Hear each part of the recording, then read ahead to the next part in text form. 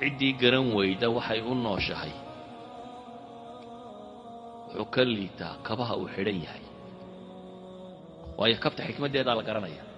waxaa la garanayaa kabta maxaa loo sameeyey inay cagta ilaaliso qodaxda kaa dhowrto ciidda xikmad bay leedahay laakiin qofka garan waayey xikmadda loo abuurayba dee kabtu yuus bay qiimay leedahay wixii loogu talagalay bay qabanaysaa laakiin insaanku markuu garan waayo wixii loo abuuray waxaad mooddaa inuu qiimo beelayo inuu lumayo sidaa awgeed ayaa ilaahay subxaanahu wa tacaala wuxuu inoo soo diray rusul iyo ambiyo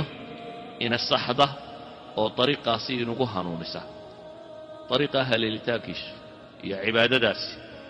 ayaa waxay tahay sirta nolosha dhabta ah